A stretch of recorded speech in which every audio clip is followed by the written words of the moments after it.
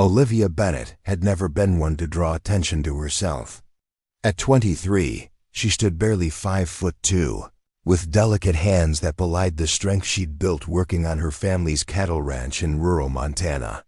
When she stepped off the bus at Marine Corps Recruit Depot San Diego, the dry heat hit her like a blast furnace, but it was the skeptical stares that made her stomach knot. "Is she lost?" she heard someone whisper. Did they lower the physical requirements or something? Olivia kept her eyes forward as she joined the stream of recruits shuffling toward the yellow footprints painted on the concrete. She had dreamed of this moment since she was 14, watching her older sister Jessica return from deployment with stories that filled Olivia's heart with purpose. But Jessica had been 5'9" and athletic. Olivia looked like she might collapse under a standard issue. Pack. Before we jump back in, tell us where you're tuning in from. And if this story touches you, make sure you're subscribed, because tomorrow I've saved something extra special for you.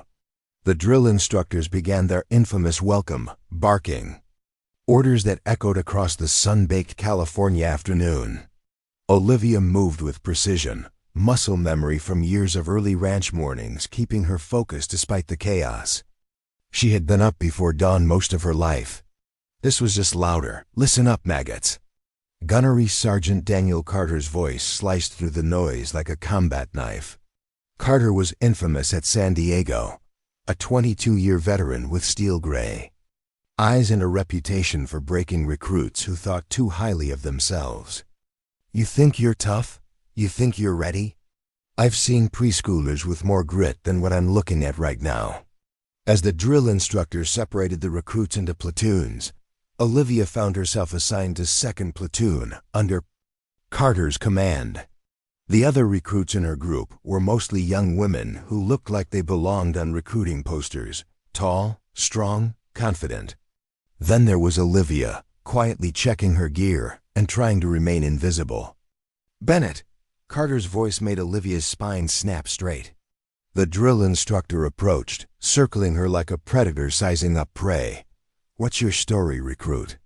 You look like you wandered in here by accident." "No, sir," Olivia replied, her voice steady despite her racing heart. Carter leaned closer, close enough that Olivia could see the skepticism etched into the lines around his eyes. "We'll see about that. This isn't summer camp, little girl. This is where we make Marines, real Marines." As the recruits were herded toward their barracks for their first night, Olivia caught fragments of whispered conversations around her. The consensus was clear: she wouldn't last a week. Olivia unpacked her few belongings in silence, placing one photo of her family on her footlocker. Her father, a former Army Ranger, stood proud in his dress uniform, arm around her mother. Jessica and Olivia flanked them, Jessica already in her Marine dress blues. Tomorrow the real test would begin. The 4:30 wake-up call came like a thunderbolt. But Olivia was already awake. Ranch life had trained her to rise before dawn, and anxiety had kept her alert through most of the night. Around her, other recruits stumbled from their racks, cursing and fumbling for their uniforms. "Move, move, move!" Gunnery Sergeant Carter burst through the squad bay like a hurricane. "You've got exactly 2 minutes to get your sorry selves." "Information." Olivia was dressed and standing at attention beside her rack in under 90 seconds, watching as her fellow recruits struggled with bootlaces and belt buckles. Carter noticed too. Well, look who's eager to play Marine." Carter stopped directly in front of Olivia, close enough that she could smell the mint on his breath. "Tell me, Bennett, what makes you think you belong here with the real warriors? I've carried packs heavier than you." "I want to serve my country, sir," Olivia replied, staring straight ahead. "Your country?" Carter's laugh was cold. "Your country needs Marines who can carry a wounded comrade to safety. Can you do that, Bennett? Can your toothpick arms drag 200 pounds of dead weight through enemy fire?" Olivia felt heat creep up her neck, but kept her voice level. "I'll do whatever it takes, sir. We'll see." The first week blurred together in a haze of push-ups, running, and constant shouting. Olivia struggled with some of the physical challenges. She finished near the middle in most runs, needed a boost scaling the higher obstacles, and could barely complete the minimum pull-ups required. But she never quit, never complained, and never asked for special treatment. It was during combat training that Carter's particular attention became clear. While other recruits made mistakes and received standard correction, Olivia's errors earned extended punishment details. Bennett, your weapon position is garbage. Drop and give me 20. Bennett, you're holding up the entire platoon. Everyone. Thank Bennett for your extra PT. Bennett, what are you even doing here? This isn't a place for delicate flowers playing dress-up. The other recruits began to notice. Some looked at Olivia with pity, others with growing resentment as her punishment details affected the entire platoon. A few started avoiding her altogether, not wanting to be associated with the recruit who couldn't keep up. But it was during their first combat conditioning course that something shifted. The exercise involved fireman's carries, hoisting another person over your shoulders, and running an obstacle course. When recruits paired off, Olivia found herself standing alone until Rachel Martinez, one of the tallest women in the platoon, reluctantly stepped forward. Preparing and narrating this story took us a lot of time, so if you are enjoying it, subscribe to our channel. It means a lot to us. Now back to the story. Don't drop me, Bennett, Martinez muttered, clearly expecting to be paired with someone her own size. Olivia nodded, determination hardening her features. When the whistle blew, she surprised everyone by using perfect leverage to hoist Martinez's 170-pound frame across her shoulders in one fluid motion. Ranch work had taught Olivia that strength wasn't just about muscle mass, it was about technique, leverage, and sheer willpower. She'd been carrying injured calves since she was 12. The weight distribution was different, but the principle remained the same. Olivia completed the course without stopping once, her pace steady and controlled. By the time she reached the finish line, a strange silence had fallen over the training area. Martinez slid from her shoulders, looking stunned. "How the hell did you do that?" she whispered. Before Olivia could respond, Carter appeared, his expression unreadable. "Not bad, Bennett. Let's see if that was a fluke. Switch positions." Martinez hoisted Olivia over her shoulders with ease, the expected outcome given their size difference. What wasn't expected was how Martinez struggled during the course. Her breathing labored, her pace slowing dramatically halfway through. "Push through it, Martinez," Carter barked. "Bennett weighs nothing compared to what you'll carry in combat." After both recruits had completed the course, Carter gathered the platoon. "Strength isn't just about size," he said, his eyes lingering on Olivia. "It's about technique, endurance, and mental toughness. Some of you bigger recruits could learn something from Bennett's approach." Word traveled fast through the platoon about Olivia's surprising performance. By evening chow, recruits who had barely acknowledged her existence were suddenly curious about the quiet girl from Montana. "Yo, Bennett," called Martinez as they sat with their trays of mystery meat and reconstituted potatoes. "Where'd you learn to carry like that?" Olivia looked up from her food. "My family's ranch. I've been carrying injured calves and feed bags since I was a kid. It's all about leverage and balance." "No kidding," Martinez replied, impressed. "My brothers used to tell me size is everything in the corps. Guess they were wrong." Before Olivia could respond, Gunnery Sergeant Carter appeared behind her. "Martinez, you've got something better to do than chat with Bennett." "No, sir. We were just discussing technique for the fireman's carry." "I don't care what you were discussing. Finish your chow and prepare for evening inspection." Carter's eyes lingered on Olivia with an expression that had shifted from dismissive to something harder to read. Olivia went back to eating, but she could feel the drill instructor's gaze burning into the back of her head.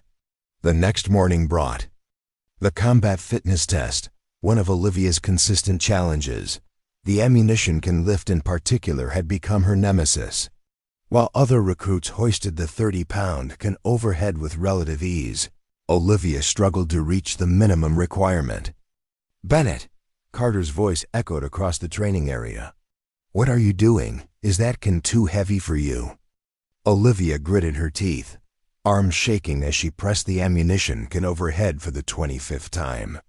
5 more to go to meet the minimum. "I can do it, sir," she gasped, the admission burning in her throat. "Can?" Carter's voice rose to a shout. "There's no can in my cores. You will complete this test or you will be recycled back to day 1. Olivia closed her eyes, thought of her father's unwavering confidence in her, her sister's pride when Olivia announced she was joining the Marines. She began moving again, arms screaming in protest, but mind overriding the pain. 26, 27, 28, 29, 30. She slammed the can down with the last of her strength, breathing hard but standing tall. The victory was small, but significant. She had met the minimum standard, barely, but she'd done it. That afternoon brought a combat evacuation drill, and Olivia's performance was even better than during the fireman's carry exercise. The drill involved navigating an obstacle course while dragging or carrying a wounded fellow recruit. Olivia's technique was flawless, her determination unwavering as she moved with surprising speed despite her size. "Bennett," called Master. "Sergeant Williams, the combat instructor. Step over here." Olivia approached, expecting another lecture about her physical limitations. Instead, Williams gestured to a different training dummy, one that weighed nearly 220 pounds, significantly heavier than the standard training model. "Let's see what you can do with this." Sometimes Marines in full gear weigh this much or more. Olivia assessed the dummy, calculating angles and leverage points with instincts honed by years of ranch work. She positioned herself carefully, used her lower body as the primary power source, and lifted the dummy using a modified technique she'd developed for particularly heavy calves. The drag was brutal, but she maintained a steady pace through the obstacle course. The instructors watched in silence as she navigated each challenge, never stopping, never dropping her wounded comrade. When she completed the course, Williams nodded slowly. "Do it again." Olivia did, and again. 3 complete runs with minimal rest between.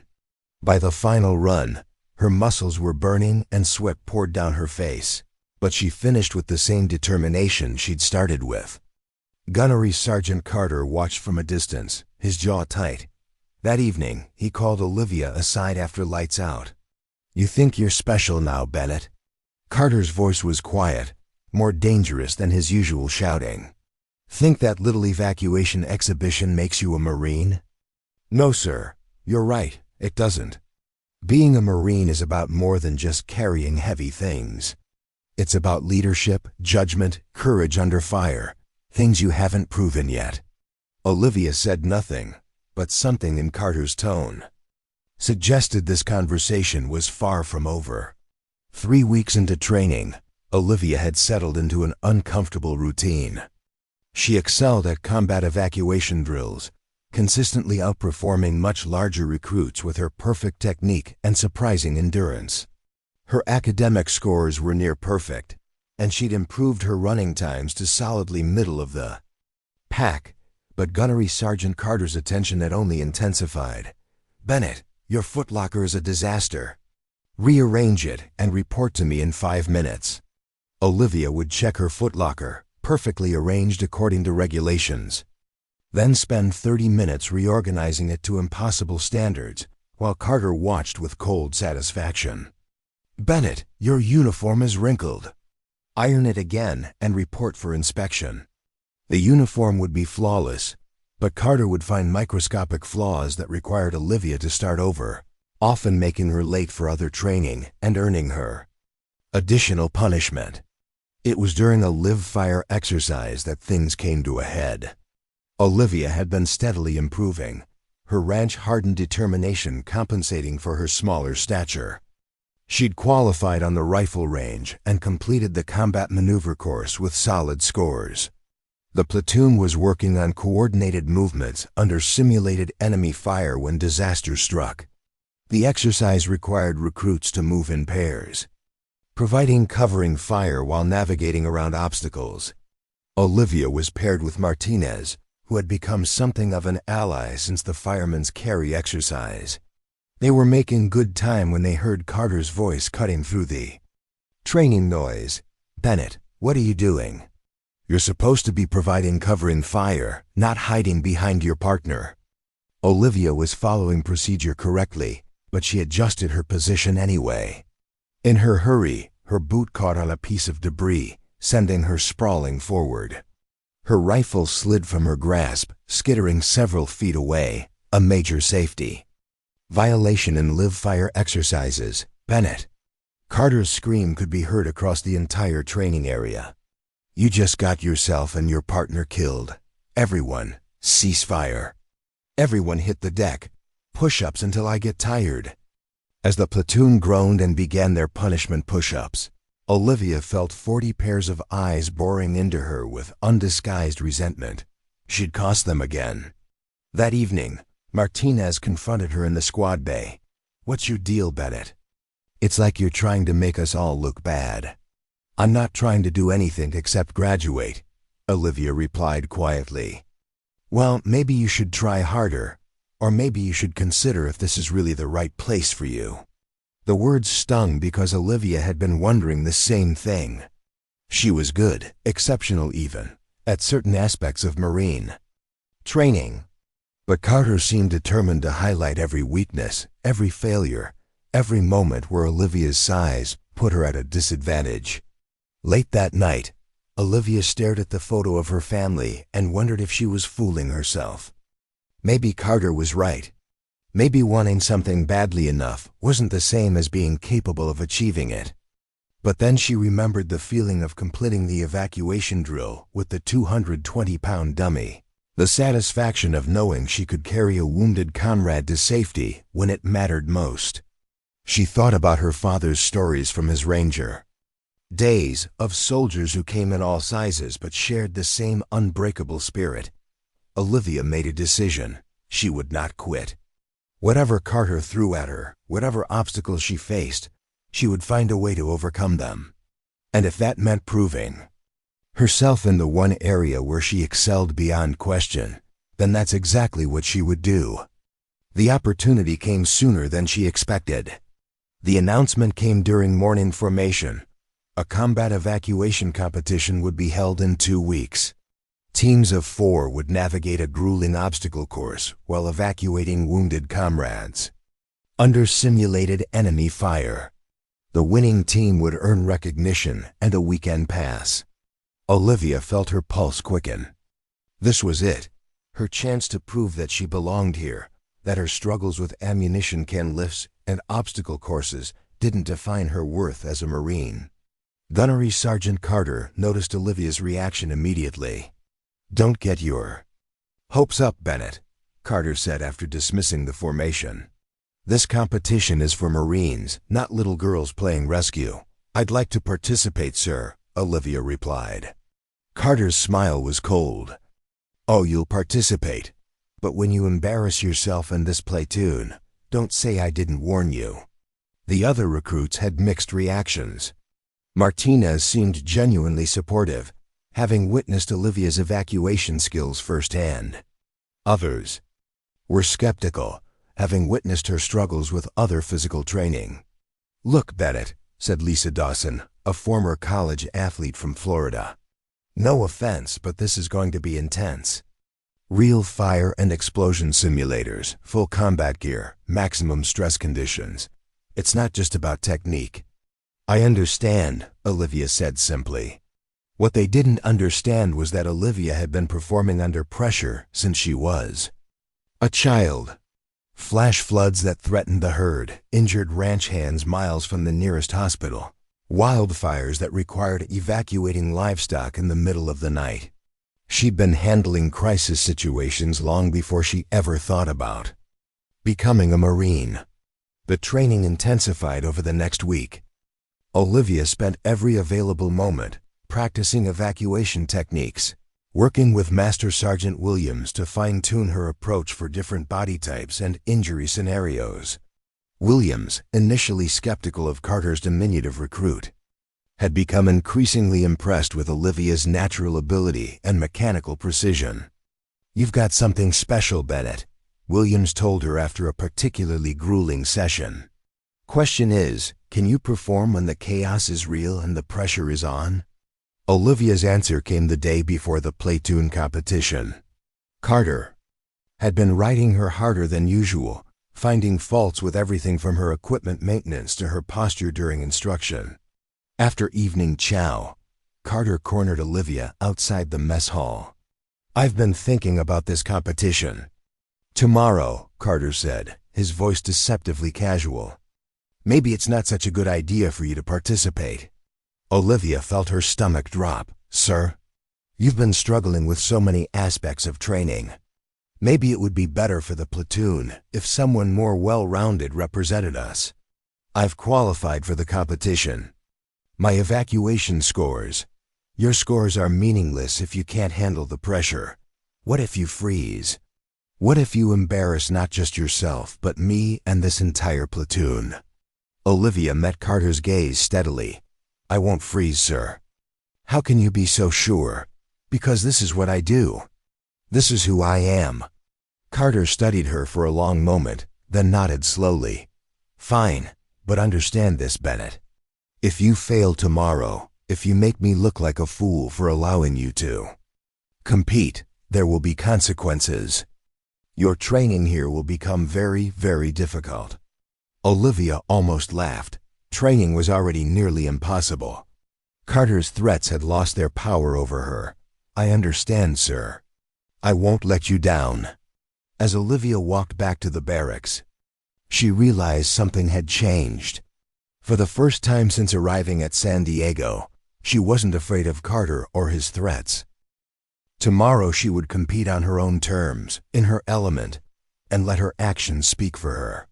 The quiet ranch girl from Montana was about to remind everyone why they should never underestimate someone who's learned to carry more than their own weight. Competition day dawned hot and humid, with conditions that would challenge even the most physically fit recruits. Olivia woke before reveille, her stomach tight with nervous energy but her mind clear. She dreamed of her family the night before, not as they appeared in the photo on her footlocker, but as they'd been during the worst wildfire season in Montana history, when they'd worked together to evacuate the entire herd as flames approached their property. The competition would be held at the main training facility, with teams from all 6 training platoons. Olivia had watched some of the other competitors during regular training. They were good, some of them very good. Most were bigger, stronger, and more confident than she was. But none of them had grown up learning that failing to carry your weight, literally and figuratively, could mean life or death for animals and people who depended on you. Gunnery Sergeant Carter gathered 2nd Platoon's team, Olivia, Martinez, Dawson, and Samantha Wilson, who'd earned the 4th slot with consistently solid physical training scores. "Remember," Carter told them, his eyes fixed on Olivia, "you are representing this platoon and me. Don't make me regret this decision." The competition format was designed to test every aspect of combat readiness. Teams would navigate a quarter-mile obstacle course carrying a 220-pound dummy, transfer to a different wounded comrade, navigate a maze-like structure in low-visibility conditions, and finally evacuate all team members across a water obstacle, while under simulated enemy fire. The fastest time with the fewest penalties would win. Olivia checked her gear methodically, the same utility uniform and combat boots she'd been wearing throughout training. Her team had requested that she take point on the dummy carries, acknowledging her superior technique despite her size. The first team began with minimal ceremony. 4 recruits positioned themselves around the training dummy, waiting for commands from the range safety officer. "Competitors ready. This is a timed exercise. You will evacuate your wounded comrade through the obstacle course following all proper procedures. Failure to properly secure your casualty will result in time penalties. Begin on my mark. 3, 2, 1. Execute. Olivia watched carefully as the first team struggled through the course. They had opted for a 4-person carry, distributing the weight evenly but sacrificing speed and maneuverability. They became bogged down at the low crawl section, unable to coordinate their movements effectively. When it was second platoon's turn, Olivia took charge immediately. I'll take primary carry through the first section. Martinez, you're on my 6 to assist if needed. Dawson and Wilson, provide security and navigate. We switch to a 2-person carry at the wall section, then 4-person at the water. Clear? Her teammates nodded, surprised by the quiet recruit's sudden assertiveness. When the command to begin came, Olivia executed a perfect fireman's carry, hoisting the dummy across, her shoulders in one fluid motion. Her teammates stared for a split second before falling into formation around her. Olivia moved with purpose, her breathing controlled and steady as she navigated the first obstacles. The weight was substantial, but her technique was flawless, distributing the burden across her strongest muscle groups and using momentum to her advantage. At the wall section, Martinez stepped in as planned, helping transfer the dummy to a 2-person carry. They scaled the 10-foot wall with surprising speed, Dawson and Wilson providing the boost they needed. The low-visibility maze was next, filled with artificial smoke and disorienting sounds of simulated battle. Olivia had expected to struggle here, but found that her other senses compensated effectively. Growing up on a ranch, she'd learned to navigate pre-dawn darkness by feel and sound. When checking on newborn calves, 20 degrees left, she called quietly to her team. There's a clear path if we stay low. They emerged from the maze 2 full minutes faster than the previous team, the dummy still secure between them. The final water obstacle loomed ahead. A 30-yard stretch of chest-deep water with simulated incoming fire. 4-corner carry, secure the head, Olivia directed, helping position her teammates. Steady pace, don't rush or we'll lose stability. They entered the water as machine gun simulators crackled overhead, sending real bullets into impact berms above them. Mud sucked at their boots as they struggled to maintain their footing while keeping the dummy's head above water. Halfway across, Wilson slipped, losing her grip on the dummy. Without hesitation, Olivia compensated, shifting her position to take the additional weight while Wilson regained her footing. I've got it, Olivia said calmly, her voice betraying none of the strain she felt. Reposition on 3. 1, 2, 3. The team recovered and completed the water crossing, placing their wounded comrade carefully on the designated medical evacuation point. As they stood at attention, waiting for their time, Olivia could hear murmurs of disbelief from the observing instructors. Second platoon, time 9:42, no penalties, announced the head judge. Current leaders. Olivia's team exchanged shocked glances. They had just posted the fastest time in the competition's history, nearly 2 minutes faster than the previous record. As they returned to the observation area, Carter approached them, his expression unreadable. Bennett, he said, his voice carrying none of its usual edge. That was... He seemed to struggle for words, something Olivia had never witnessed before. Thank you, sir, she replied, standing at attention despite her exhaustion. Carter studied her for a long moment. The way you handled that dummy. Where did you learn that specific technique for the water crossing? That's not something we teach. My family's ranch borders Stillwater River, sir. Sometimes calves get caught on the wrong side during spring flooding. You either figure out how to carry them across or you lose them. Carter nodded slowly, a new understanding dawning in his eyes. You're full of surprises, Bennett. The remaining teams completed the course, but none came close to second platoon's time. When the final results were announced, Olivia's team had won by a margin that had Marine Corps combat instructors shaking their heads in amazement. The victory earned them the promised weekend passes and something more valuable, respect. As the teams were dismissed, Master Sergeant Williams approached Olivia. "That was impressive, Bennett. Your technique on the fireman's carry was textbook, but with modifications I've never seen. Have you considered applying for special combat rescue training after graduation?" Olivia blinked in surprise. "No, sir, I didn't know that was an option for someone my size," Williams smiled. "After what I saw today, I'd say size is the least important factor in predicting your success." As Olivia walked back to the barracks with her teammates, she felt something she hadn't experienced since arriving at boot camp: belonging. Martinez slung an arm around her shoulders. "Guess we were all wrong about you, Bennett. You just saved our asses out there." Olivia smiled. "That's what Marines do, right? We carry each other." 2 months later, Olivia Bennett graduated from Marine Corps Recruit Depot, San Diego, with honors. She'd earned top scores in combat evacuation techniques, qualified expert on every physical readiness test, and received orders to Advanced Combat Lifesaver School, a pipeline that typically took years to access. Gunnery Sergeant Carter was there for graduation, wearing his dress blue uniform and the same stern expression that had terrified recruits for 2 decades.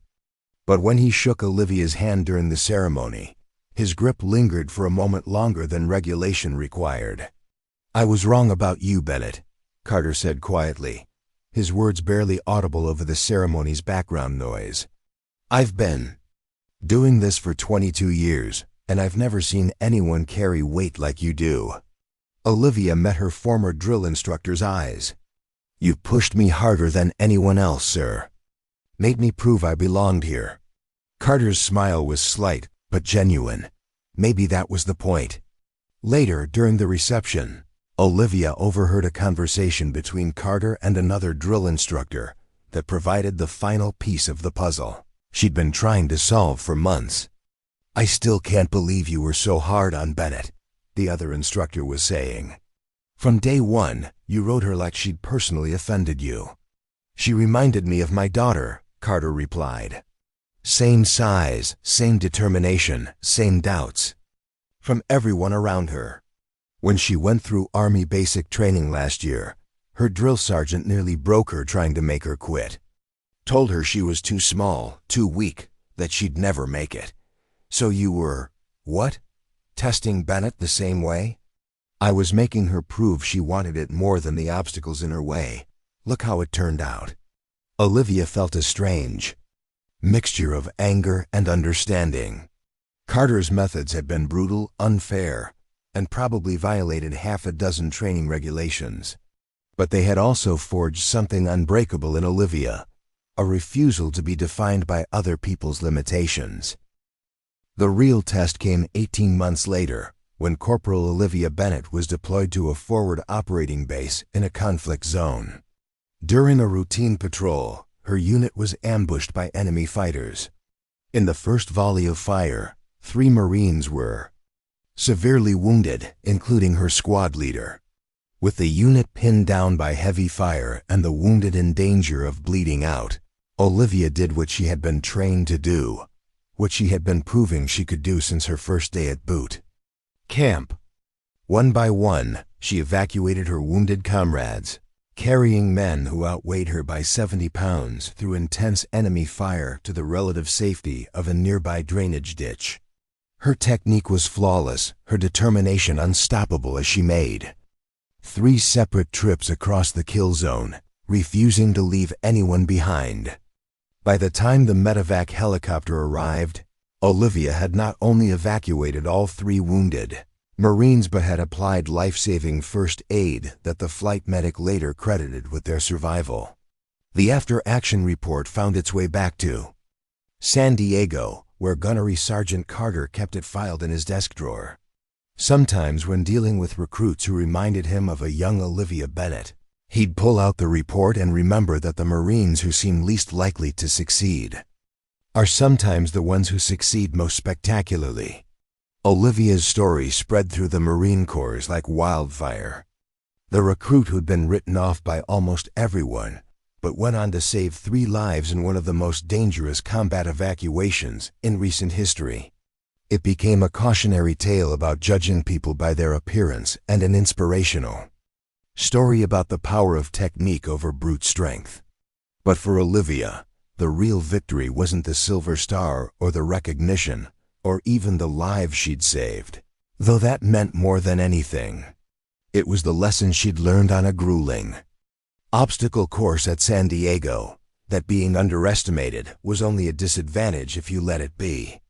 Years later, when she became a combat instructor herself, Olivia would remember the young recruits who reminded others of her younger self. She'd push them hard, not out of cruelty, but because she understood that diamonds are formed under pressure. And sometimes, late at night when the base was quiet, she'd think about that day in the combat zone, when she'd carried 3 wounded Marines to safety while bullets kicked up dirt around her. It had taken a lifetime of being underestimated to prepare her for those crucial moments when lives depended on her ability to carry more than anyone thought possible. The quiet girl from the Montana ranch had become something else entirely. A Marine who'd learned that sometimes the strongest people aren't those who can lift the most, but those who refuse to accept the limitations others place on them. Some battles are won with overwhelming force. Others are won with perfect technique and a heart that refuses to quit. 1 wounded Marine at a time. Artifact ID equals Marine_story_part 2. Type equals text markdown title equals. They mocked her small frame until she carried 3 wounded Marines through Gunfire, Part 2. Greater than 2 years after receiving her Silver Star, Staff Sergeant Olivia Bennett stood on the same parade ground where she had once been just another doubted recruit. The California sun beat down on her as she watched a new group of Marine hopefuls struggling through their first week of training. As the combat evacuation instructor for San Diego's training battalion, she now had the power to shape Marines. Rather than simply becoming one, Staff Sergeant Bennett called a voice behind her. Olivia turned to see Master Sergeant Williams, now the battalion's senior training officer, approaching with a folder in hand. "Got something special for you," Williams said, handing her the file. "New training cycle starts Monday. Command wants you to develop an advanced evacuation program. After what happened in Fallujah, they're finally taking combat rescue more seriously." Olivia opened the folder, scanning the mission parameters. "They're giving me a full 8 weeks with the recruits?" Williams nodded. "Your methods work. 3 of your trainees have already saved lives in the field using your techniques. Brass is noticing." Olivia felt a surge of pride. After her actions in the ambush, she'd been fast-tracked to instructor status, her unique approaches to combat evacuation becoming increasingly influential in Marine Corps' training doctrine. The techniques she'd developed, born from her years working with livestock and refined through combat experience, were now being taught to Marines across the Corps. "There's something else," Williams added, his expression turning serious. "They've assigned Gunnery Sergeant Carter as your co-instructor." Olivia's stomach tightened. She hadn't worked directly with Carter since her own training days, though they'd crossed paths occasionally at formal functions. "Any particular reason?" Williams shrugged. "He requested it specifically. Said something about completing the circle, whatever that means."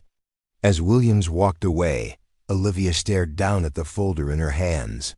Carter had been both her greatest obstacle and, ironically, her greatest catalyst for growth. Without his relentless pressure, she might never have developed the mental toughness that saved her life and the lives of others in combat. But working alongside him would be complicated. The following Monday, Olivia arrived at the training field before dawn, arranging equipment for the day's exercises. The sound of footsteps behind her made her turn. "Staff Sergeant Bennett," said Gunnery Sergeant Carter, looking virtually unchanged from her recruit days. Same steel eyes, same rigid posture, same aura of intimidating authority. "Gunnery Sergeant." "Carter," she replied, standing a bit straighter. For a moment, neither spoke. Then Carter gestured to the training dummies arranged in various positions across the field. "Your setup," Olivia nodded. "Different carry techniques for different scenarios. Urban combat, rough terrain extraction, water evacuation." Carter walked slowly around the course, examining each station with critical precision. Finally, he turned back to her. "Command briefed me on your program. Combat evacuation has always been part of our training, but what you're proposing goes beyond. Standard procedure." "With respect, sir, standard procedure doesn't account for Marines of different sizes and strengths. The traditional fireman's carry works for someone your size, but smaller Marines need different approaches. It's not about strength alone. It's about leverage, momentum, and adaptability." Carter's expression remained unreadable. "And you think you can teach these techniques to anyone?" "Not anyone," Olivia conceded. "But any Marine with the will to learn, regardless of size." A ghost of a smile touched Carter's lips. "Well then, Staff Sergeant, let's see what you've got."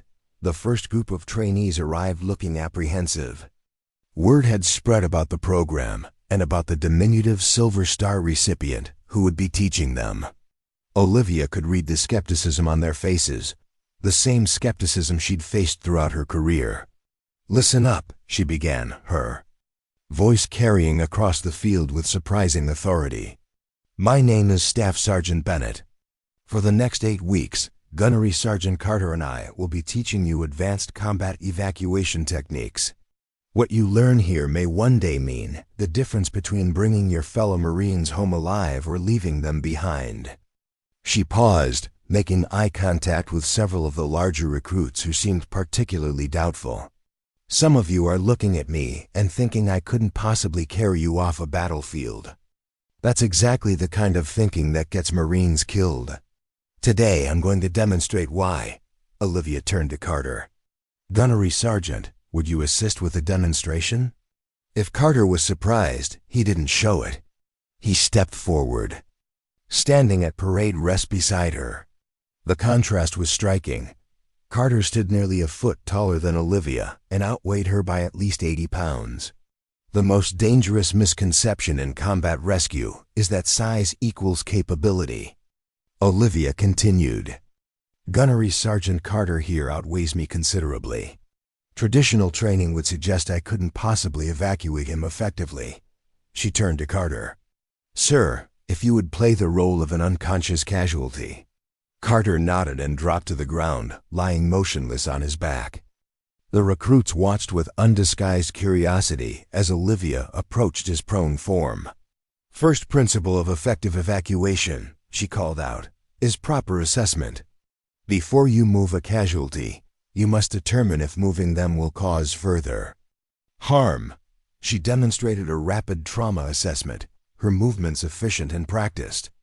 Then, rather than attempting a traditional fireman's carry, she positioned herself at Carter's head, grasped his gear at specific points, and executed a modified drag that used her lower body strength and leverage to compensate for the weight difference.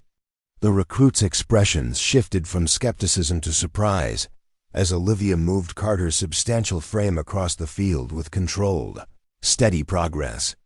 When she reached the designated evacuation point, she carefully lowered him, then stood up straight, barely winded. "That was a basic extraction drag," she explained as Carter got to his feet. "But the battlefield rarely gives you ideal conditions. Sometimes you're dealing with rough terrain, obstacles, or active enemy fire."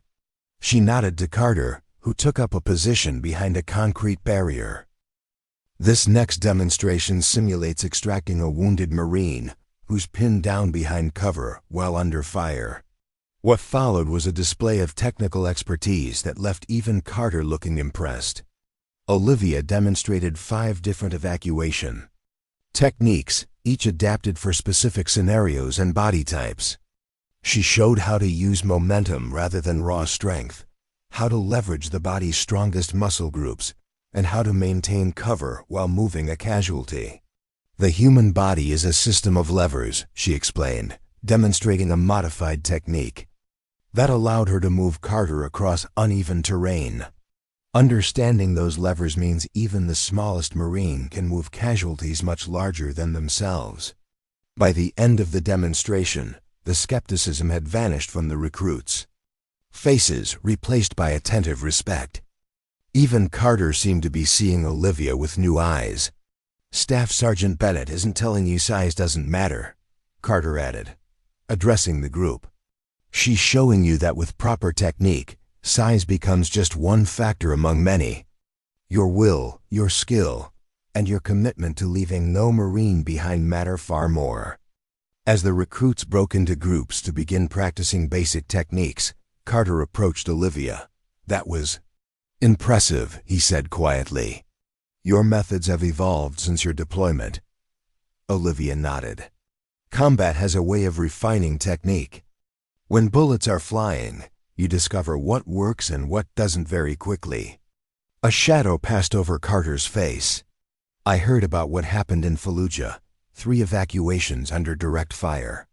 That's beyond impressive, Bennett. That's extraordinary." Olivia felt uncomfortable with the praise, especially coming from Carter. "I was just doing my job, sir." "No," Carter replied firmly. "You were redefining what was possible. That's why I requested this assignment." Before Olivia could respond, a commotion broke out among the trainees.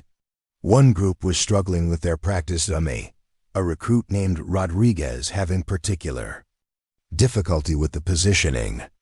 "Let me handle this," Olivia said, moving toward the group. Rodriguez was built like a linebacker, over 6 feet tall with broad shoulders and powerful arms. Yet he was struggling with the modified drag Olivia had demonstrated. "Having trouble, recruit?" she asked, approaching the group. "No, ma'am," Rodriguez replied automatically, though his frustration was evident. "Just getting the hang of it." Olivia assessed his positioning with a practiced eye. "You're using your arms too much and your legs too little." "May I?" Rodriguez stepped back, allowing Olivia to demonstrate. She positioned herself correctly, executed the technique flawlessly, then stepped back. "Your natural instinct is to lift with your upper body because that's where you're strongest," she explained. "But combat evacuation isn't about using your strongest muscles. It's about using the right muscles for the task." She guided Rodriguez through the technique again, making small adjustments to his positioning. "Think of your body as a tool, not just a source of strength. Even the strongest Marine will fatigue quickly using poor technique." After several more attempts, Rodriguez's movements became smoother, more efficient. The look of surprise on his face when he successfully completed the evacuation was familiar to Olivia. She'd seen it countless times from Marines, who discovered that proper technique could overcome what seemed like physical limitations. As the weeks progressed, Olivia and Carter developed an unexpected synergy as instructors. Carter's traditional approach complemented Olivia's innovations, creating a comprehensive program that addressed both standard protocols and adaptive techniques. The trainees responded enthusiastically, their skills developing rapidly under the combined guidance. During the 4th week, Williams arranged for the program to incorporate live-fire exercises, simulating actual combat conditions as closely as possible. The training area was transformed into a mock urban environment, complete with smoke, noise generators, and non-lethal training rounds that would leave painful welts if they connected. "Today's scenario," Olivia briefed the group, "involves extracting casualties from a building under active enemy fire. You'll be working in 4-person teams, rotating roles with each iteration." She surveyed the group, noting their nervous energy. "This is as close to combat as we can safely simulate. The techniques you've been practicing will be tested under stress, noise, and confusion. Remember your training and trust your teammates." The first few teams struggled with the Scenario: the added stress of simulated combat, degrading their previously solid techniques. When Rodriguez's team entered the mock building, Olivia watched closely, curious to see how the physically imposing Marine would perform. The scenario began with an ambush simulation, flashbang grenades and sudden opposition fire forcing the team to take immediate cover. 2 team members were designated as casualties, requiring extraction while the remaining 2 provided security. Rodriguez immediately took charge, directing his teammate to lay down covering fire while he assessed the casualties. His technique was textbook perfect as he secured the first casualty, a smaller female Marine, and began the extraction process. Despite the chaos around him, his movements remained controlled and efficient. It was during the extraction of the second casualty that things got interesting.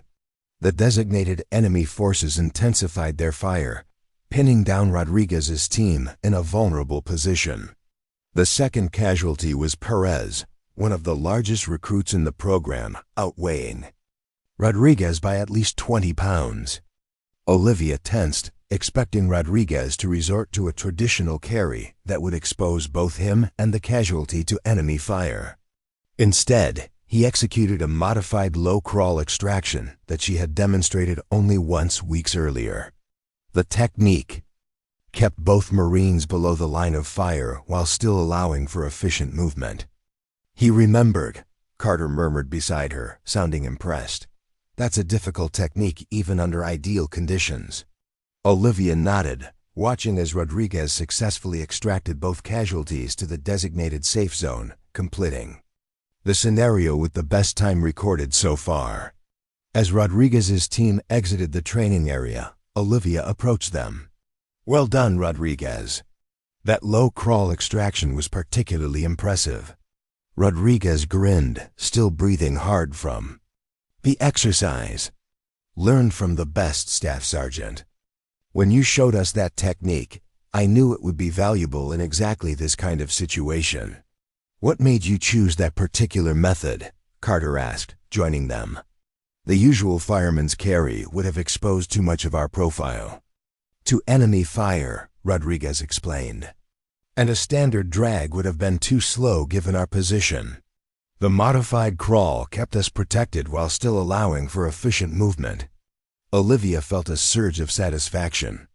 This was exactly what she'd hoped for: Marines applying techniques creatively based on situation assessment rather than defaulting to standard approaches.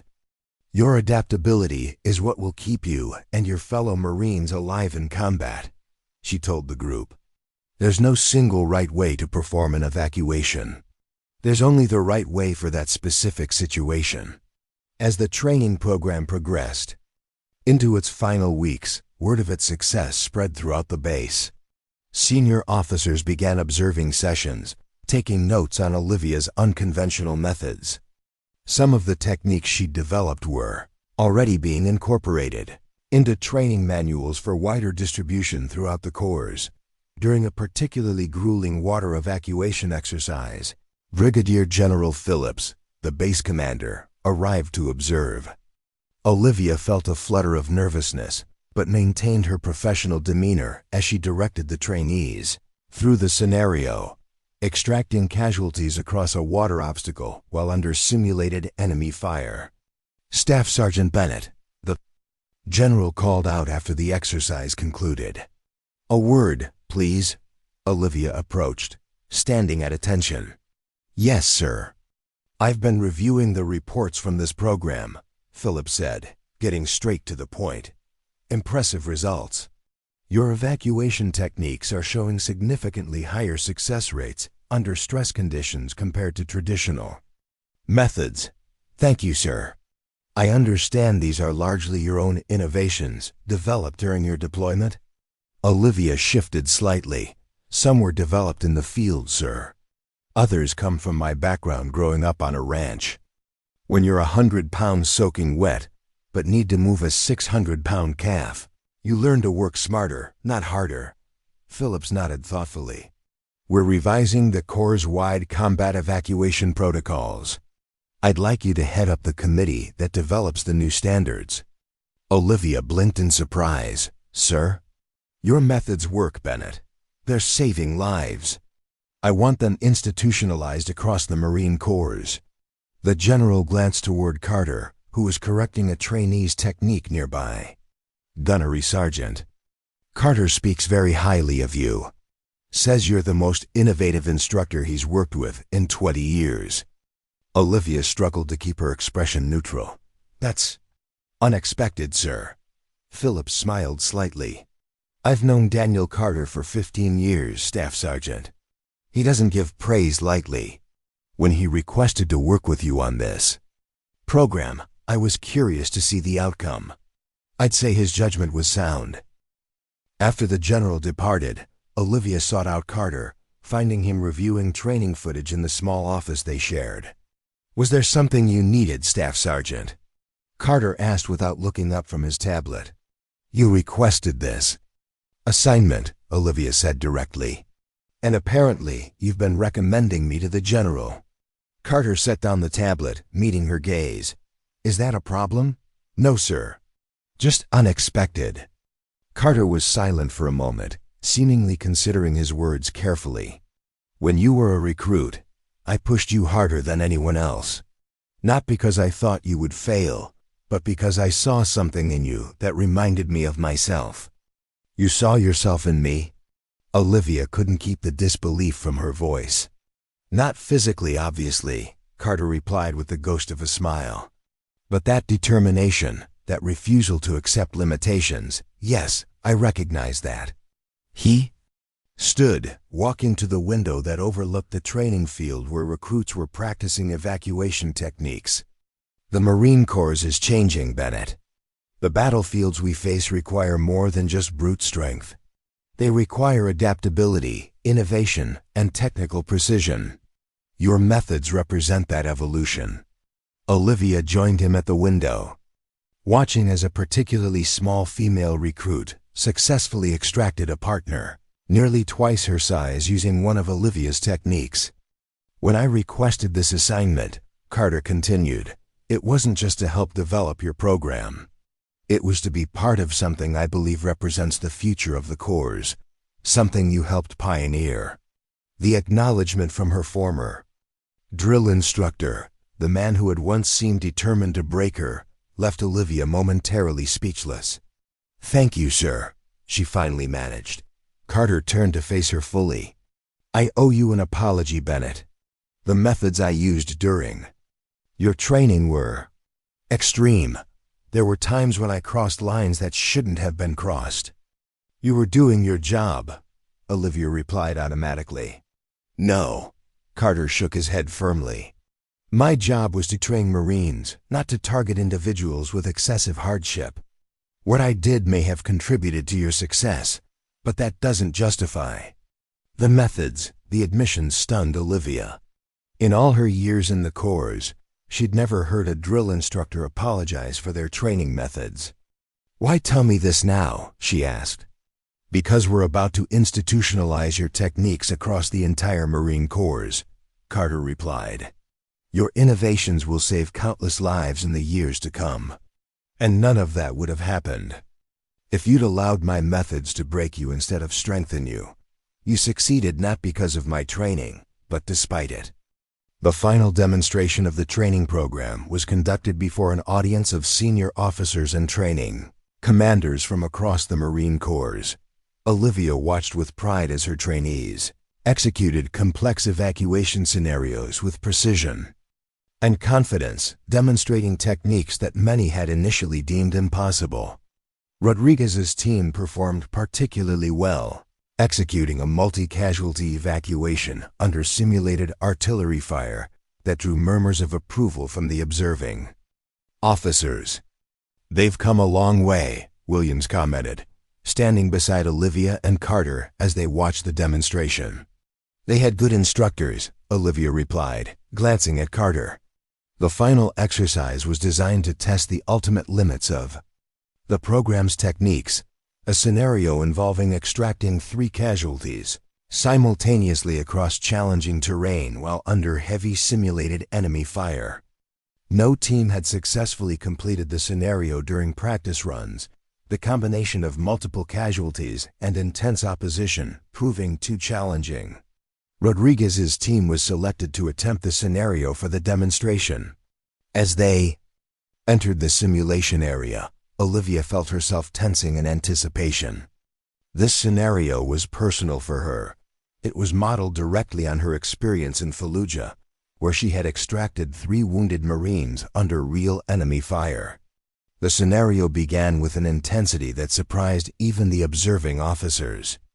Smoke obscured visibility, sound generators created deafening noise similar to actual combat, and opposition forces laid down continuous simulated fire that severely restricted movement options. Rodriguez immediately directed his team to establish a defensive position while he assessed the casualties.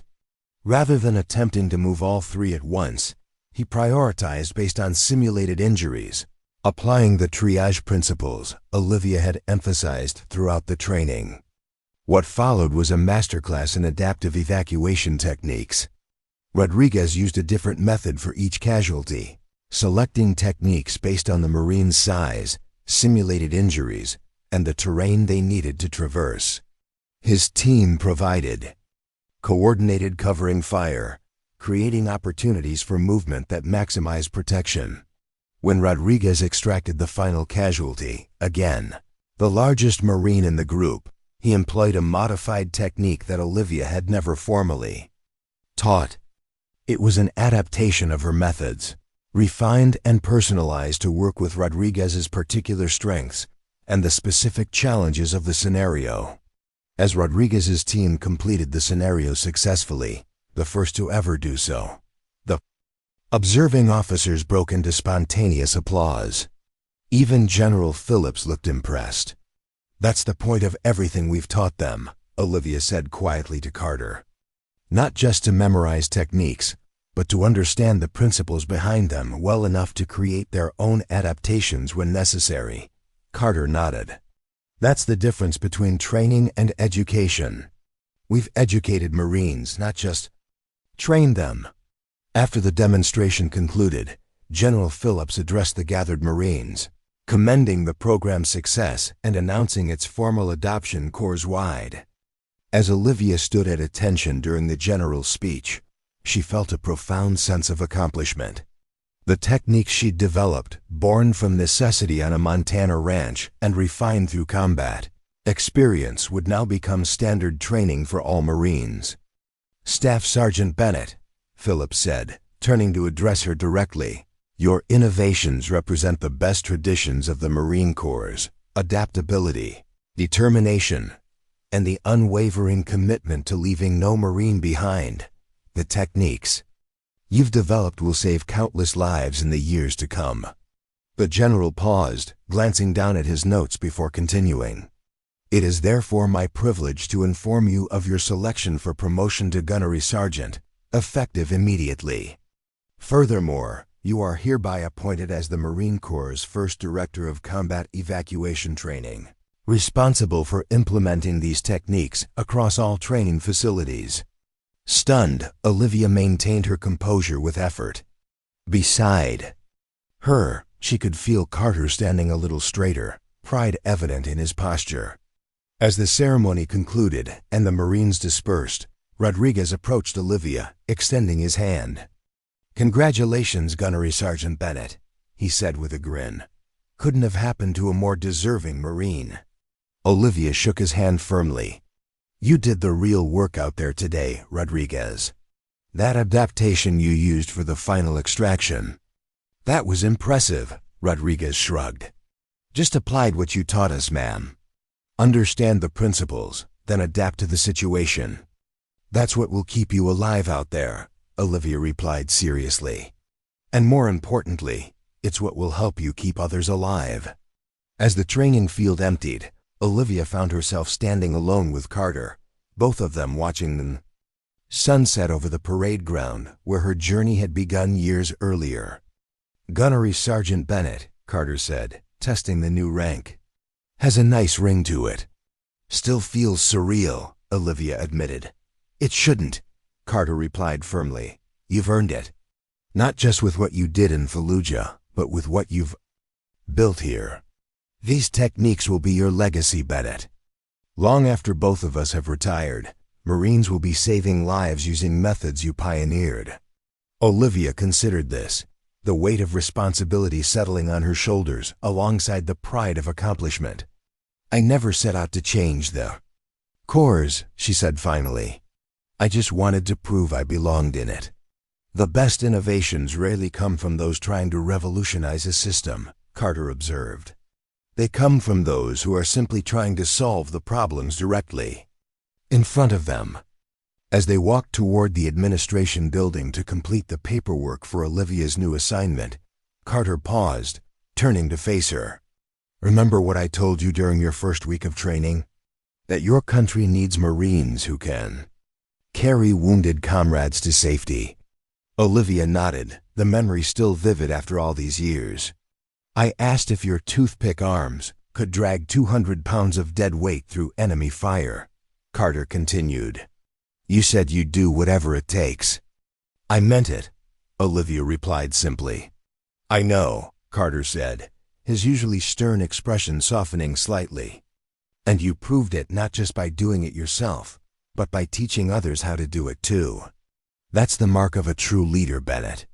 Not just excelling personally, but elevating everyone around you. As the California sun set behind them, casting long shadows across the parade ground where thousands of Marines had been forged before her, Olivia Bennett realized that her journey had come full circle. From the doubted recruit to the combat-tested Marine to the innovative instructor, whose methods would shape the Corps for generations to come, her small frame had never been a limitation. It had been the catalyst that forced her to develop techniques that would ultimately save more lives than she could ever count. Sometimes the greatest strengths emerge from the very things others perceive as weaknesses. And sometimes the most valuable innovations come from those who refuse to accept that something can't be done simply because it's never been done before. Artifact, the quiet ranch girl from Montana, had become something else entirely. A Marine who'd learned that sometimes the strongest people aren't those who can lift the most, but those who refuse to accept the limitations others place on them.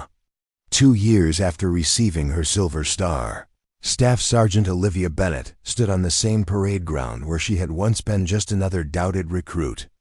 The California sun beat down on her as she watched a new group of Marine hopefuls struggling through their first week of training. As the combat evacuation instructor for San Diego's training battalion, she now had the power to shape Marines. Rather than simply becoming one, Staff Sergeant Bennett called a voice behind her. Olivia turned to see Master Sergeant Williams, now the battalion's senior training officer, approaching with a folder in hand. Got something special for you, Williams said, handing her the file. New training cycle starts Monday.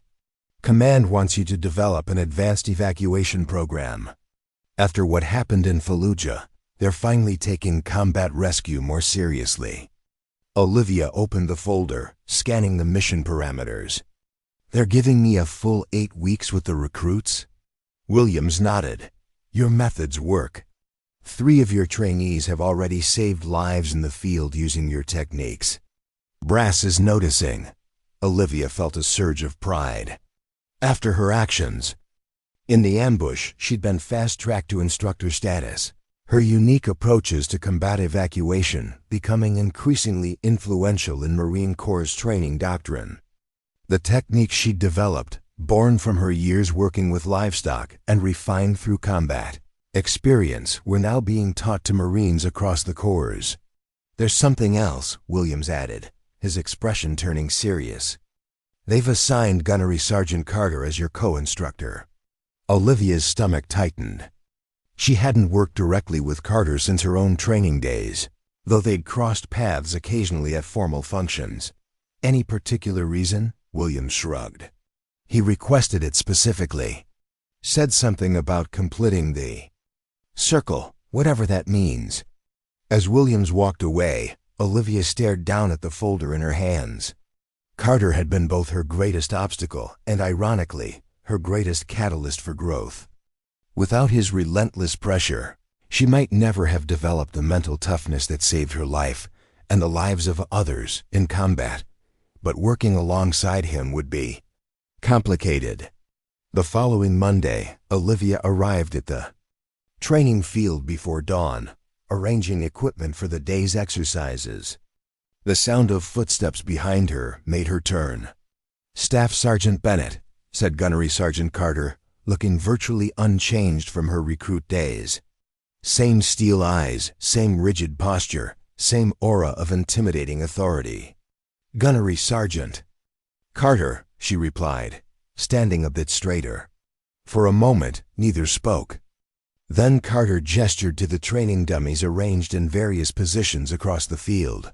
"Your setup?" Olivia nodded. "Different carry techniques for different scenarios. Urban combat, rough terrain extraction, water evacuation."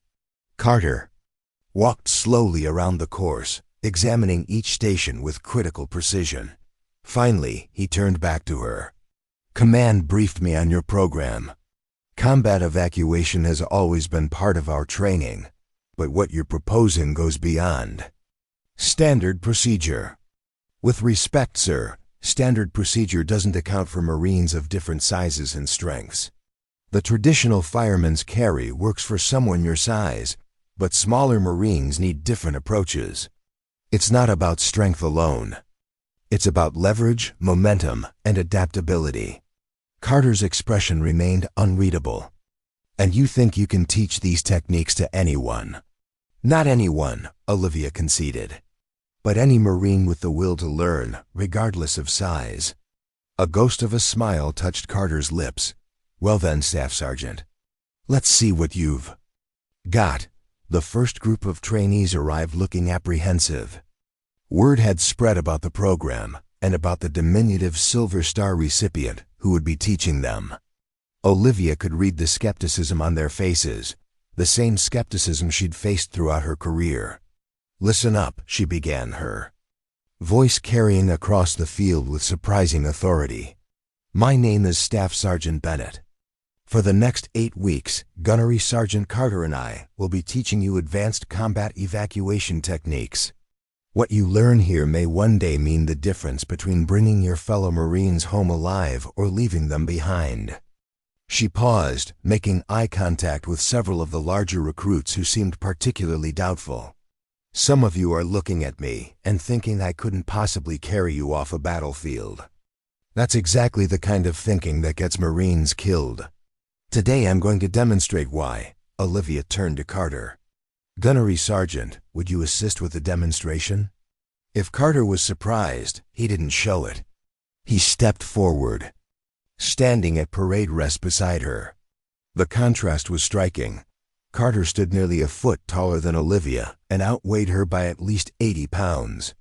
The most dangerous misconception in combat rescue is that size equals capability. Olivia continued. "Gunnery Sergeant Carter here outweighs me considerably. Traditional training would suggest I couldn't possibly evacuate him effectively." She turned to Carter. "Sir, if you would play the role of an unconscious casualty." Carter nodded and dropped to the ground, lying motionless on his back. The recruits watched with undisguised curiosity as Olivia approached his prone form. "First principle of effective evacuation," she called out, "is proper assessment. Before you move a casualty, you must determine if moving them will cause further harm." She demonstrated a rapid trauma assessment, her movements efficient and practiced.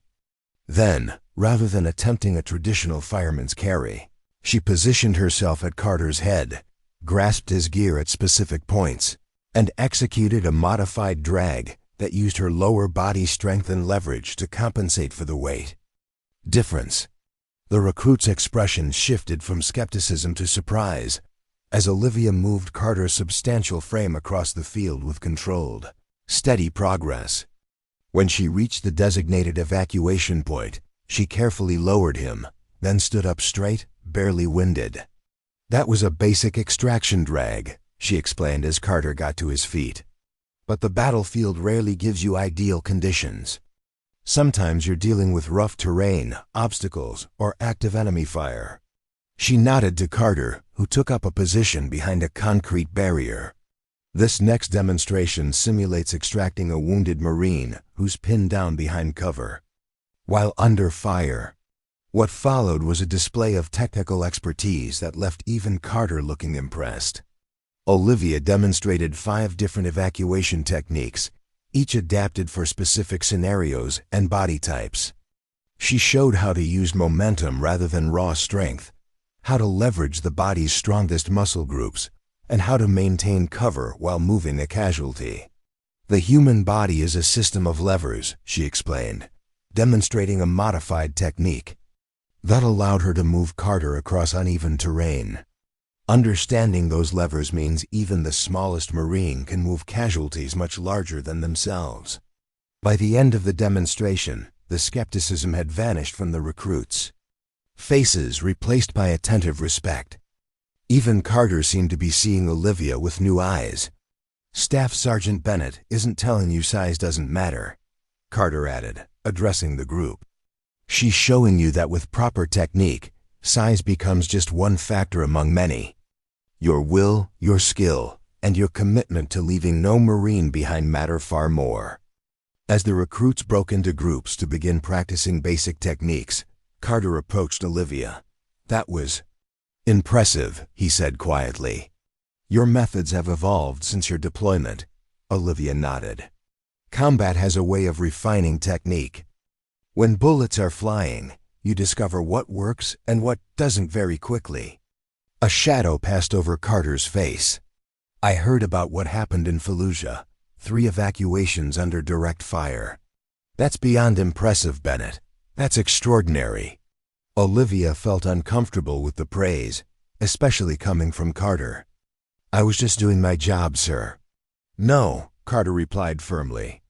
"You were redefining what was possible. That's why I requested this assignment." Before Olivia could respond, a commotion broke out among the trainees. One group was struggling with their practice dummy, a recruit named Rodriguez having particular difficulty with the positioning. "Let me handle this," Olivia said, moving toward the group. Rodriguez was built like a linebacker, over 6 feet tall with broad shoulders and powerful arms. Yet he was struggling with the modified drag Olivia had demonstrated. "Having trouble, recruit?" she asked, approaching the group. "No, ma'am," Rodriguez replied automatically, though his frustration was evident. "Just getting the hang of it." Olivia assessed his positioning with a practiced eye. "You're using your arms too much and your legs too little, may I?" Rodriguez stepped back, allowing Olivia to demonstrate. She positioned herself correctly, executed the technique flawlessly, then stepped back. "Your natural instinct is to lift with your upper body because that's where you're strongest," she explained. "But combat evacuation isn't about using your strongest muscles. It's about using the right muscles for the task." She guided Rodriguez through the technique again, making small adjustments to his positioning. "Think of your body as a tool, not just a source of strength. Even the strongest Marine will fatigue quickly using poor technique." The C-130 landed at a military airfield in Alaska, where the team transferred to helicopters for insertion as close to the mountain as weather conditions allowed. Even this approach was fraught with danger. The aircraft buffeted by powerful wind gusts that tested the pilot's skills to their limits. "Closest safe LZ is here," the pilot informed Olivia, pointing to a relatively flat area on his navigation display. "Still leaves you with a 4-hour ascent to reach the scientist's position." Olivia assessed the options quickly. "That's our best approach. Any closer and the risk to the aircraft becomes unacceptable."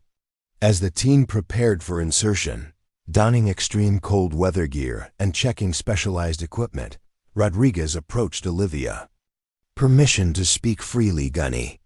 Olivia nodded, continuing to check her gear. "This isn't just a training evolution anymore.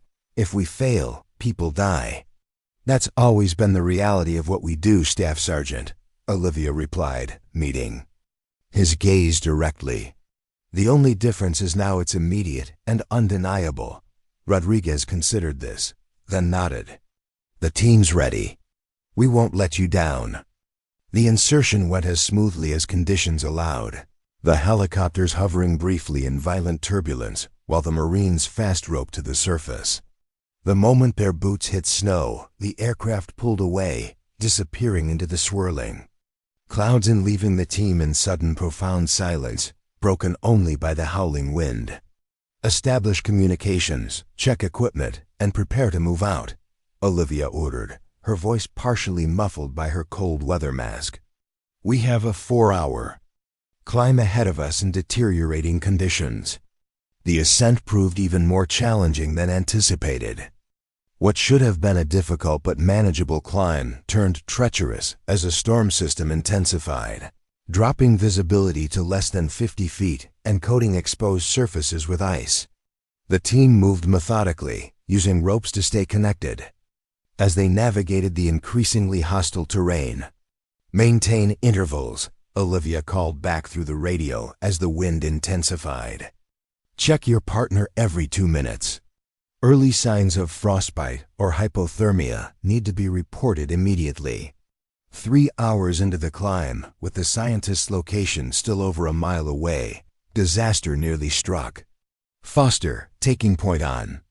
A particularly steep section broke through a snow bridge concealing a narrow crevasse. Only her safety rope and Rodriguez's quick reaction prevented a potentially fatal fall. "You good?" Rodriguez shouted, maintaining tension on the rope as Foster dangled momentarily before finding footing on the crevasse wall. "I'm good," she confirmed, her training overriding the momentary panic. "Need assistance with extraction." The team worked efficiently to retrieve Foster, the incident serving as a sobering reminder of the mountain's dangers.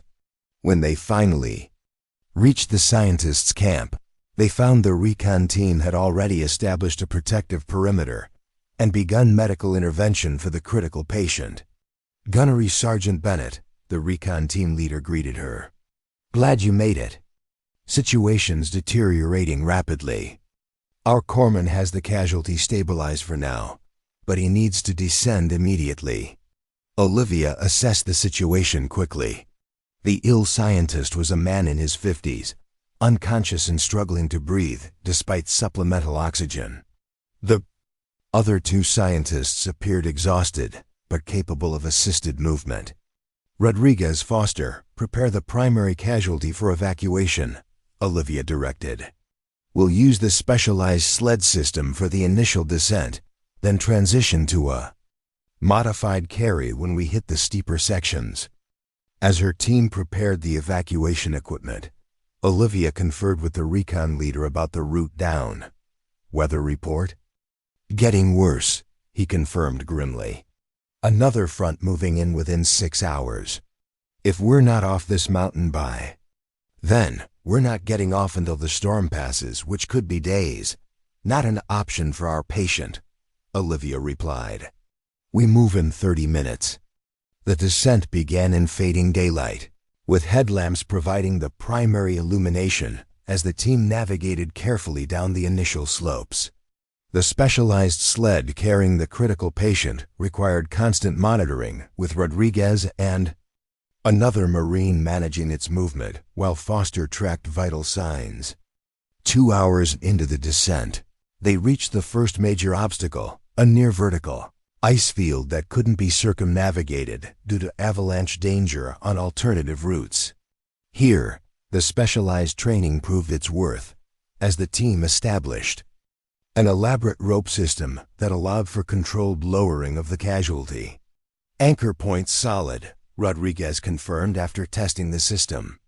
"Beginning casualty transfer."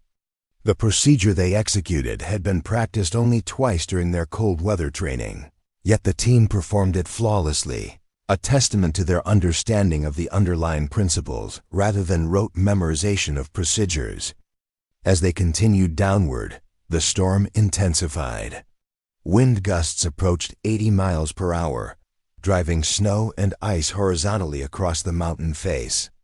Communication became nearly impossible except by direct contact, forcing the team to close formation despite the increased risk this posed on unstable terrain. "We need shelter," the recon team medic shouted over the wind, indicating the patient's deteriorating condition. "His core temperature is dropping too fast." Olivia made a rapid decision.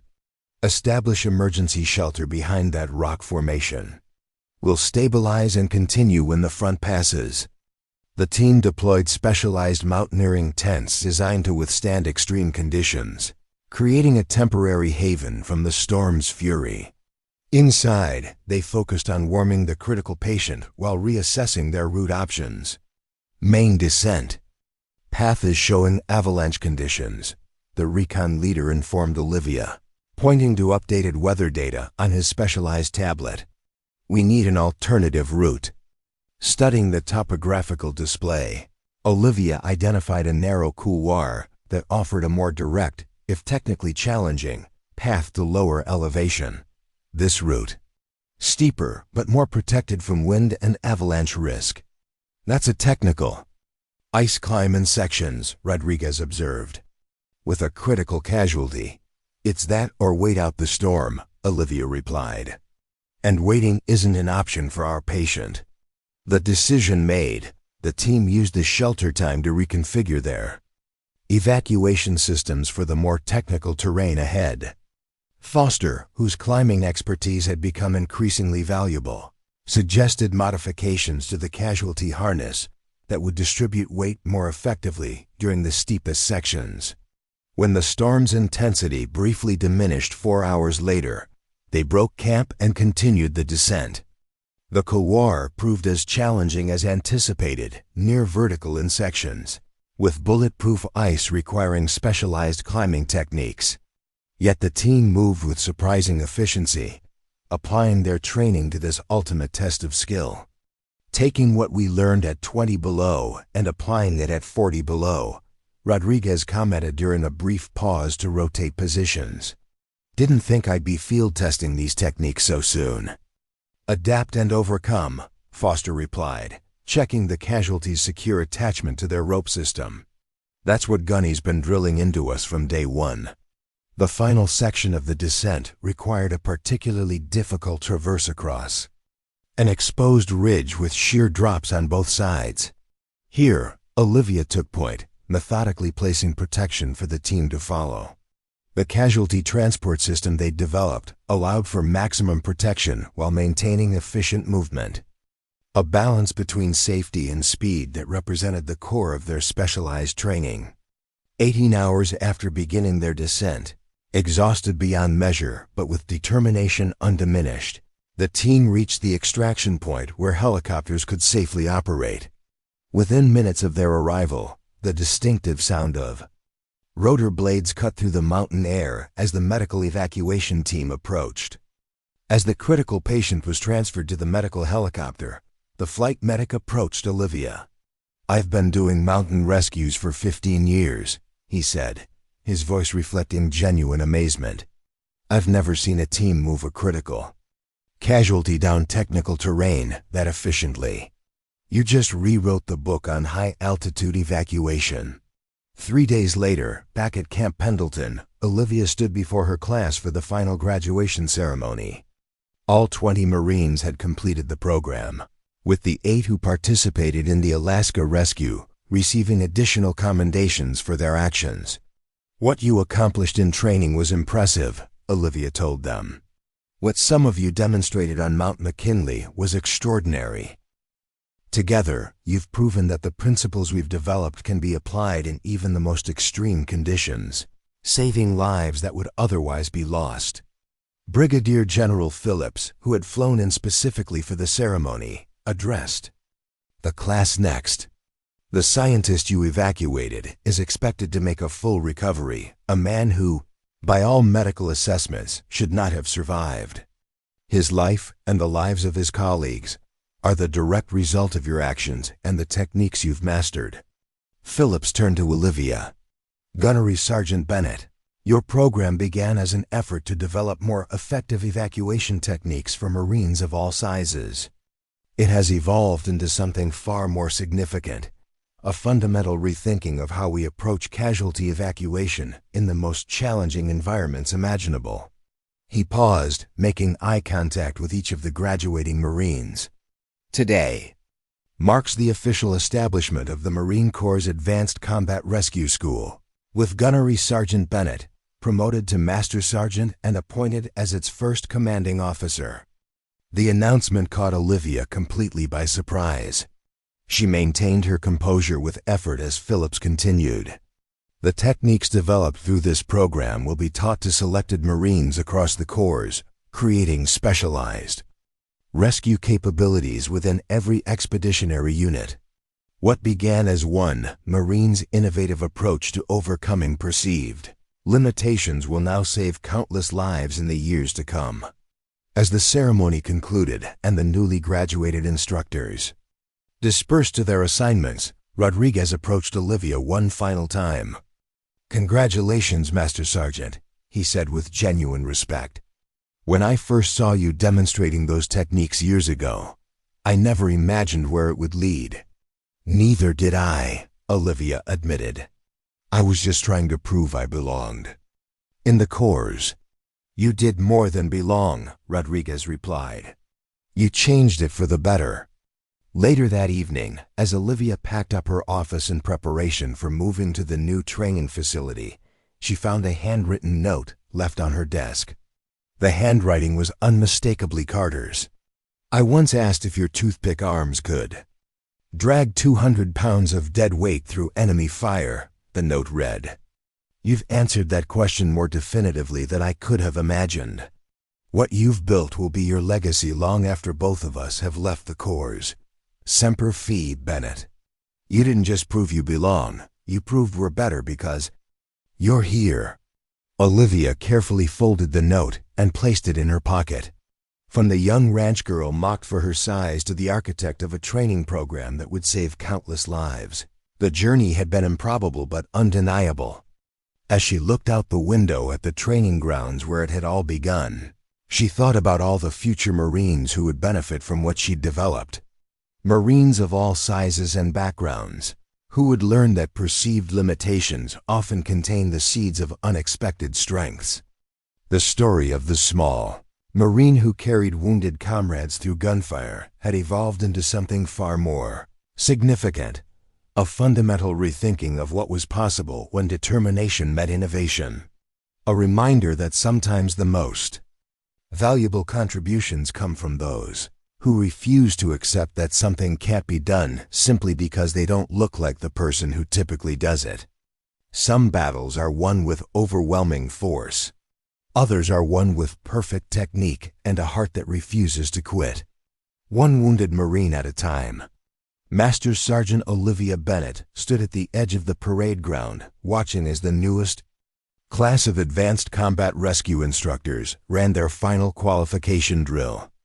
In the 5 years since establishing the program, she had transformed a specialized training course into one of the Marine Corps' most prestigious and demanding schools.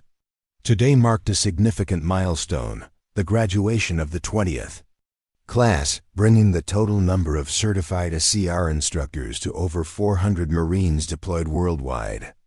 "They're looking sharp, Master Sergeant," remarked Colonel Williams, who had been promoted alongside Olivia's rising career.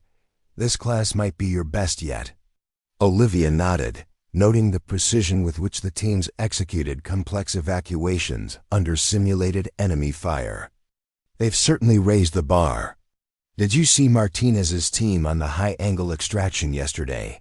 Flawless technique." Williams smiled.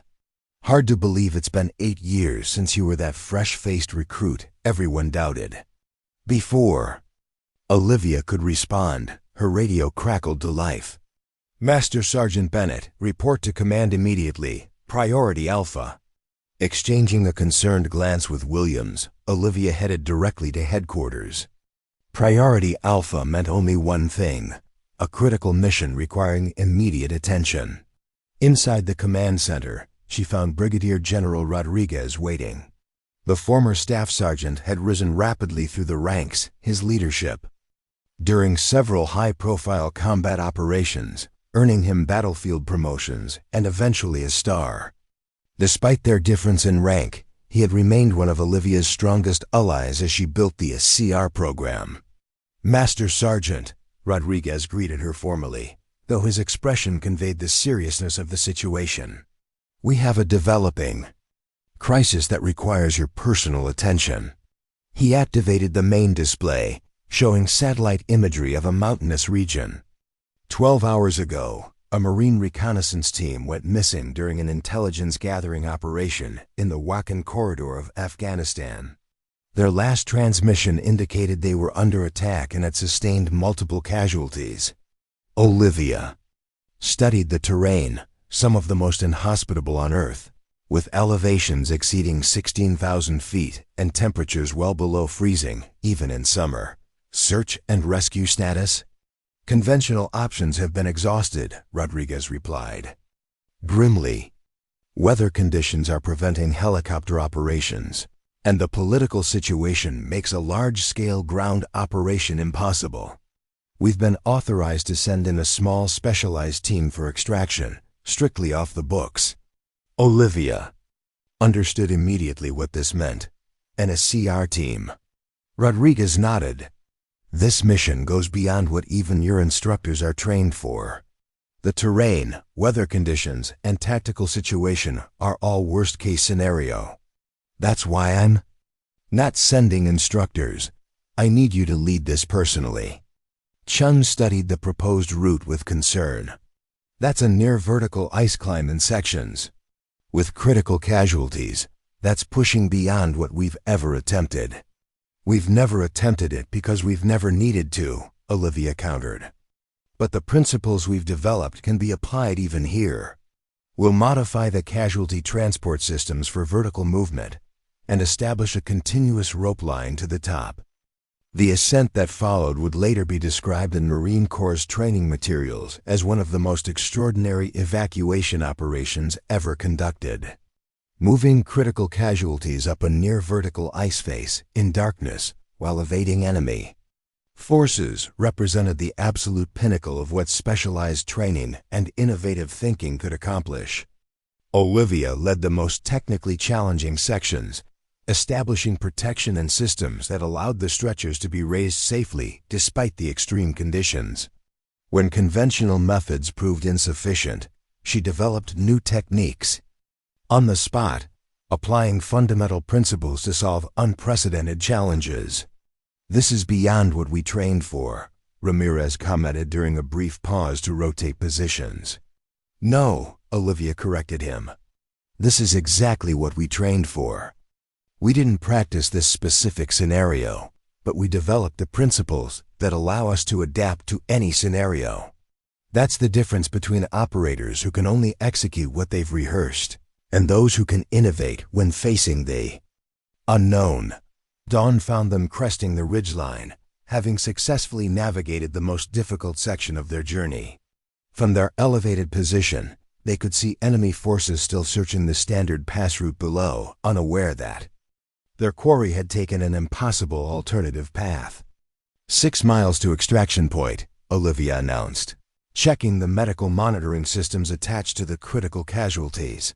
"Their conditions are stabilizing. We're going to make it." Foster, exhausted but determined, managed a grim smile. "Never doubted it, not with you leading the operation."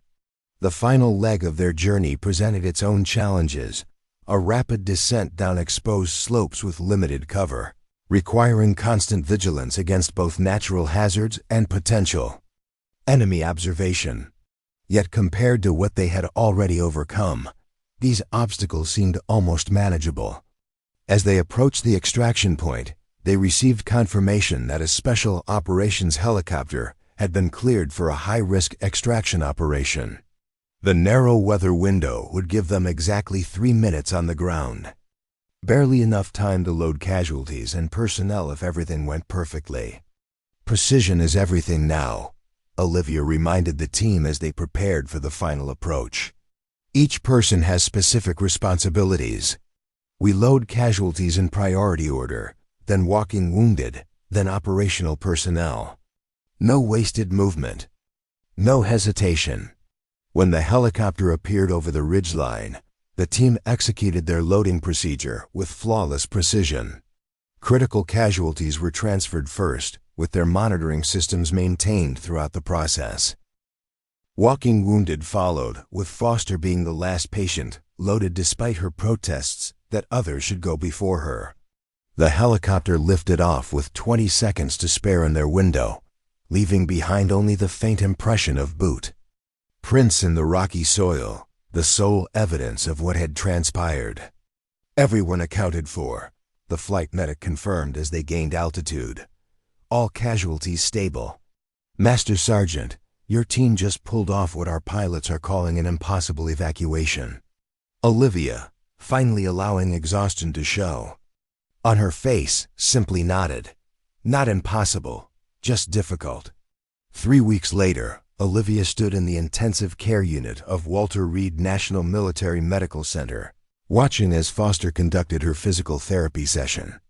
Despite severe injuries that would have ended most military careers, the determined Marine was already exceeding recovery expectations. Later that evening, alone in her temporary quarters at Walter Reed, Olivia examined the lieutenant colonel insignia still in its presentation box. The trajectory from doubted recruit to commanding officer of a major Marine Corps school seemed impossible, yet it had happened one step at a time, each challenge overcome becoming the foundation for the next achievement. Her phone buzzed with an incoming message. It was from Gunnery Sergeant Carter, now retired, but still connected to the Marine Corps' training community. Heard the news, L.C. Bennett, the message read. From toothpick arms to lieutenant colonel. Always knew you'd prove them all wrong. Semper Fi. Olivia smiled, remembering the drill instructor who had pushed her beyond what she thought possible. Carter had been right about one thing. Being underestimated was only a disadvantage if you let it be. In the years that followed, the Marine Corps' Special Evacuation and Rescue School became one of the most prestigious assignments in the service.